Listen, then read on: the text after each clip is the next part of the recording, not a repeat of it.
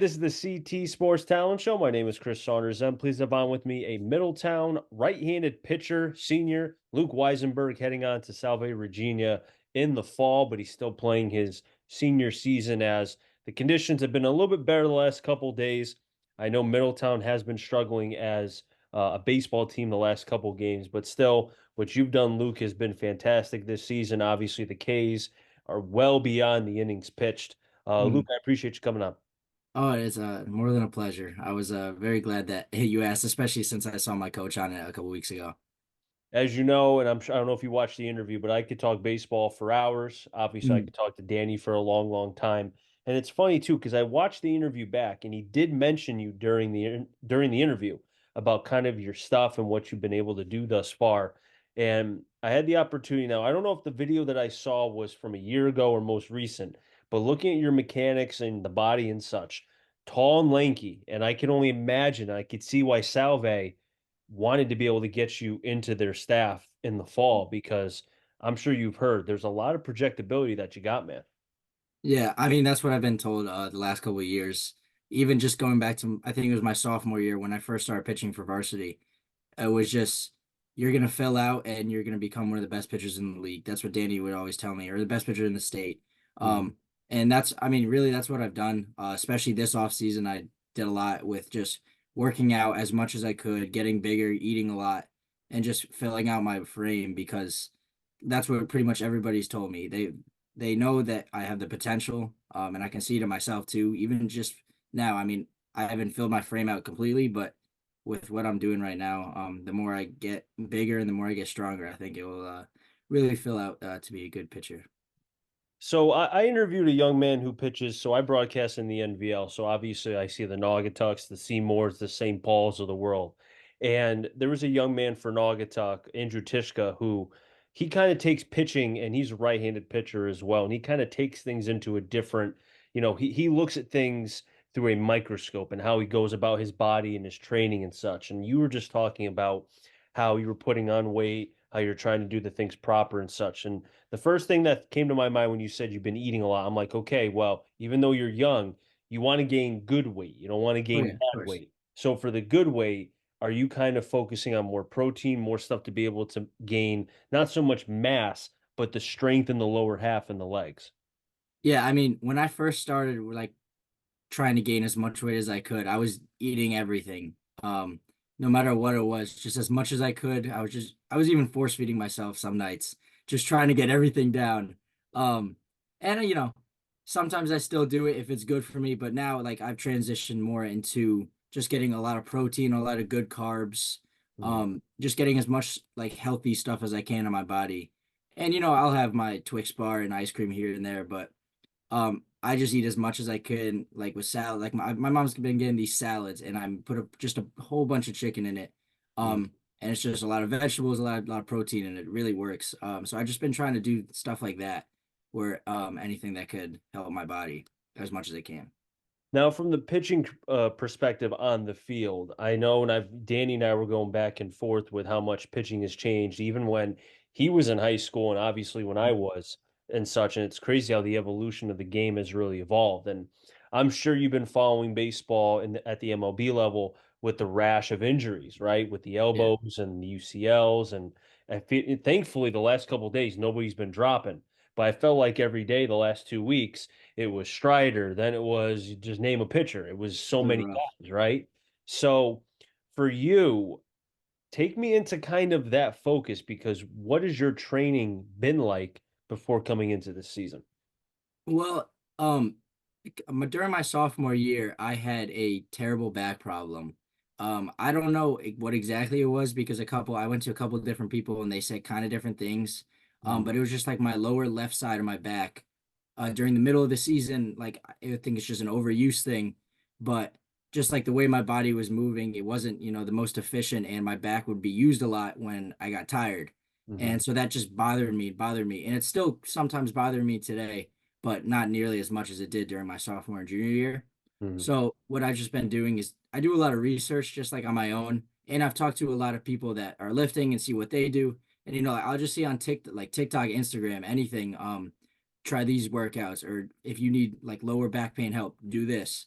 So I just do a lot of stuff where I look up whatever I can, and I'll implement that into a workout and just see if it works for me, if I like it or don't like it, and see how my body treats it. And so that's pretty much what I've done this off season. Like I never really had a strength coach. Maybe I did like in seventh or eighth grade, but now like it's just all on my own. And I like it on my own because everything's programmed towards me and it's how I feel about it, Mhm. rather than someone telling me, all right, let's do this, and my body being sore for the next 4 or 5 days, and I can't really say no, I don't want to do this. Well, you talk about your back problem, and I'm kind of thinking two things. Either one, obviously your growth plates, you're growing, right? And I wonder if maybe that played a factor. I have no idea. The other is kind of like what you said. Maybe it was something to do with your mechanics. I mean, I think about the kinetic chain, obviously. If you're favoring one side, or maybe because you're growing into your body, Mhm. you're trying to, not that your mechanics won't be different or the same from the time you were a sophomore till a senior, but obviously if you go from, let's say, 5'6" to 5'10" in less than 6 months, Yeah. obviously you're going to have to adjust your Mhm. mechanics a little bit just because of you growing and different things. Your stride's going to be longer and so on. So was Mhm. that kind of something you thought about too? It was like when I first heard it, I got some different opinions from people, and one of the opinions was it's just an overuse thing. You've thrown so much, especially with playing shortstop every day, that I'm not pitching. Hmm. But then I was also told it's probably just a growing pain, that it's going to happen. It's happened to a lot of kids, and that'll just keep happening until like you start to pretty much fully develop and are fully grown. So the fact that it's still kind of bothering me today, like that I can still feel it, I've kind of leaned more towards just an overuse thing, just with the amount that I've thrown with shortstop and then pitching. Hmm. I feel like it's more of an overuse thing. And I use Tread Athletics a lot. Like I search up all their videos like on YouTube. And I actually watched a video about it the other day because it just popped up and I was like, oh, I probably need to watch this. Hmm. And so it was just talking about like a rotational thing where my I think it was external rotation of my hip might not be the greatest. So my back is used for it when my hips can't rotate enough, my back is used to pull. And Exactly. that's it made sense to me. And so like when I look at stuff and pretty much like see, like I watched the video, it says that your hips aren't rotating enough, so your back's pulling. And I Right. watched like my film like that my dad would take behind the dugout, Hmm. and you would see I would look at myself mechanics wise, and I'd be like, okay, that makes a lot of sense. Well, I mean, prime example too. It's almost like if you get hit with a line drive on your foot, right? Now you start changing your mechanics to land. That's why a lot of times, and I didn't really notice this when I was younger, but when pitchers would get hit, or if they're favoring, or let's say they hurt their hamstring, a lot of times, especially now, they're not even risking it because Yeah. as soon as you start to alter your mechanics, that's when things start to go awry, and that's Yeah. where the injuries start to happen. I mean, I can't tell you how many times I've heard guys who are rehabbing from, let's say it's prime example, a hamstring injury. They try to rush back, and then what happens later on? Now their elbow is shot. Then the Mhm. UCL goes because they're trying to get themselves back. Once you start altering the mechanics with the velocity and such that you got Yeah. already, that's what causes the problems to awry to come. Mhm. Yeah. I mean, I'm lucky that I haven't really had anything like that happen with. Mhm. I mean, obviously I've changed my mechanics and looked at them and just to see what I can do better, what I can do more efficiently. Mhm. But luckily I haven't had those problems, which I kind of dedicate more towards the other stuff I do for my arm and just for the rest of my body. Mhm. In terms of like I roll out with a lacrosse ball and a foam roller every single day. And that's like I used to not do it at all, and my body would be sore like the day after lifting, or my body would be sore after a game, or even during a game. Mhm. But I think every single game this year, I haven't really experienced anything hurting in my legs, my arm. It's just I feel like foam rolling for me is so important, and then obviously all the other exercises I do before to get ready and just mobilize my body so it's can perform as much as it can, especially during a long season like it is in the spring. Do you think a lot of your teammates have been able to take some of what you've done because it's been working? Not to say that it wouldn't work or would work for them, Mhm. but it doesn't hurt to be able to try to expand your horizons a little bit. Yeah, I mean, one of my friends, I think 2 years ago, when I first started getting into like, okay, what do I need to do to properly get loose? My friend would ask me, all right, so what are you doing? And he'd copy pretty much the exact same thing. Mhm. Um, and like you could tell he was just getting a little better and a little better. And like even now, just with all my teammates, like I'm telling them, you guys gotta work. Like if someone, I think I practiced the other day, one of my friends said that their arm was hurting. I was like, all right, roll it out with a lacrosse ball. I showed them how to do it, and 5 minutes later, they said, okay, my arm feels great. So like it's like stuff like that. It makes me really happy, especially to see that it's worked for me, and then Mhm. it's working for other kids. And then I can teach them that. And like I think he rolls out almost every single time now, and Mhm. he hasn't really had a problem yet. So like just seeing like that and helping my teammates as much as I can. And then with other stretches too that I show them, like with lower back pain, one of my friends had early in the season, and he does this stretch that I showed him, and he hasn't had it since. So it sounds like to me you're heading to be a doctor instead of being in business. Is that right? I feel like I could transition. I could do a little dual action. Yeah, why not? You could do, I mean, you're a two-way being a pitcher and a Right. shortstop, so why not be a businessman, whatever you chose to do with that, and then do a doctor on the side? It's definitely not out of the realm of possibilities of my future.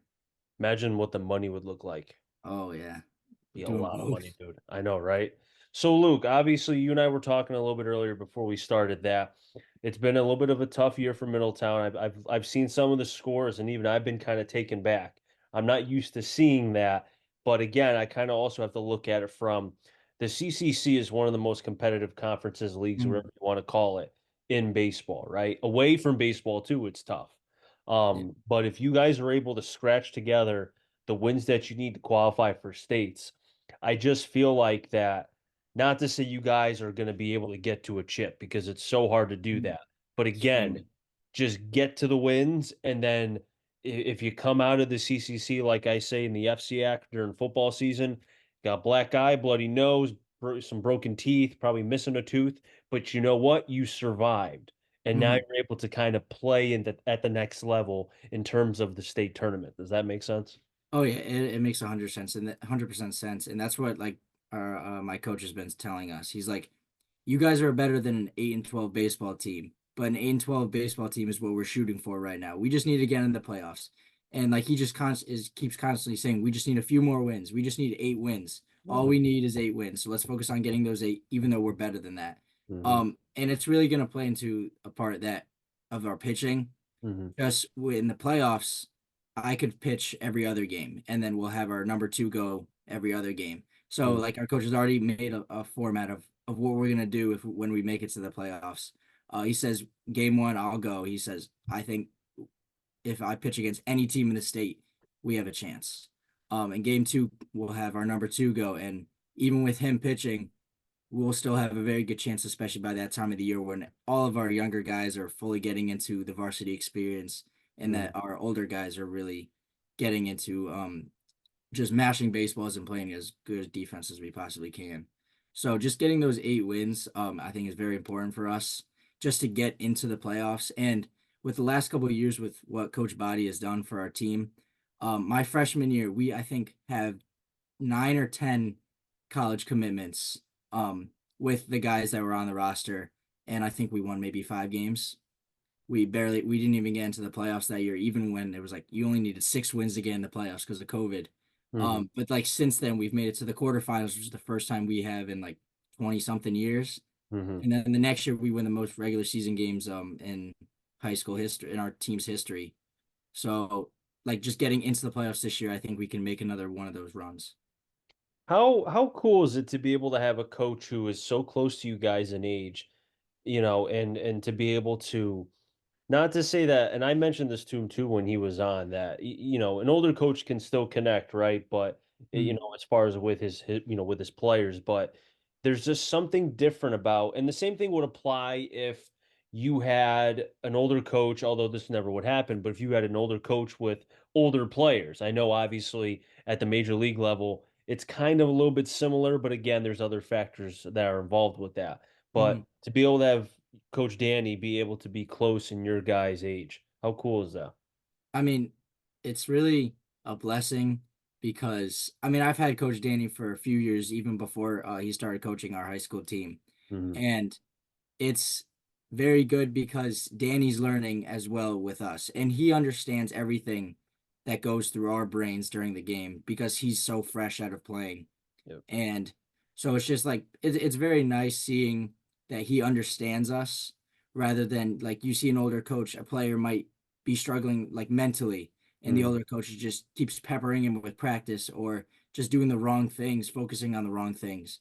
Rather with Coach Body, and he focuses on the right things for pretty much for everything, mhm. and is able to understand pretty much all of our players and pretty much just change the culture. He really changed the culture. That's the most important thing that he's done for our team. Um, and that's played a part in because of how young he is and how he can connect with us.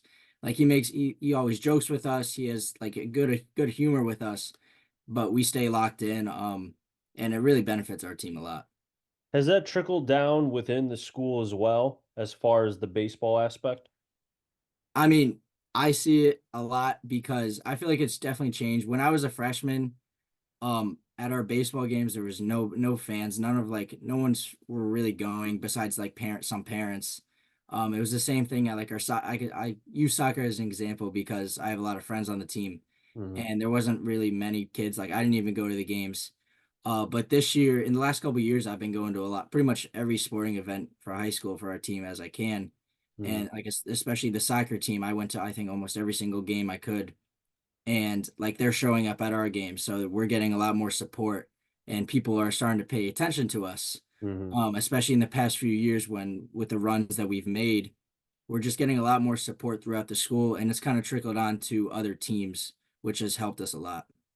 Well, it's funny because, well, not funny, but Middletown was very good as far as soccer a Mhm. couple years ago. They played Xavier in the state tournament, if I Yes. recall. I think Xavier won that. And Yeah, then it was I rough. had the opportunity to see Middletown last year against Kennedy during the state tournament for boys basketball. Mhm. Kennedy was able to win that one, but it wasn't an easy game. Middletown was very competitive.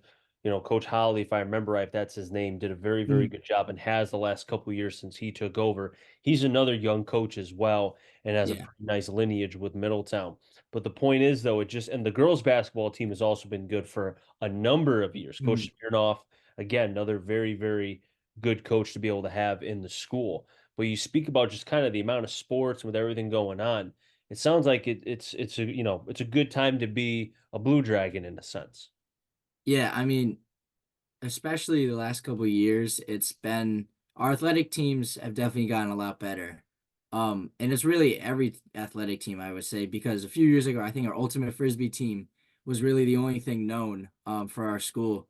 They were top five in the country, I believe. But I mean, now they look at especially the last couple of years, especially last year, they were saying that like me and my friends at lunch one day, we were talking about, well, what are the best teams that we have in the school, and baseball was up there, our soccer team was up there, and so just like as an environment, I mean, as like I know my freshman year, I Mhm. didn't know any teams that were good. I mean, even our baseball team, I knew like when I was playing that we just weren't that good, and every other team I didn't really know much about. But now, like pretty much the whole school knows how good our teams have been, especially this year in the last couple of years. Luke, I really appreciate you coming on. A lot of fun being able to chat with you. Best of luck as far as the rest of the way. And hey, just get to those 8 wins, find a way to be able to qualify, and then you know what? Then the motto can be why not us? I mean, that's what we've all been preaching. Thank you so much for having me on, Chris. Always. Wrap things up here in the CT Sports Talent Show. So next time, stay safe. Remember, CT stands for Connecticut Talent. I'm enjoying finding them all. Do this today, everybody. Be well.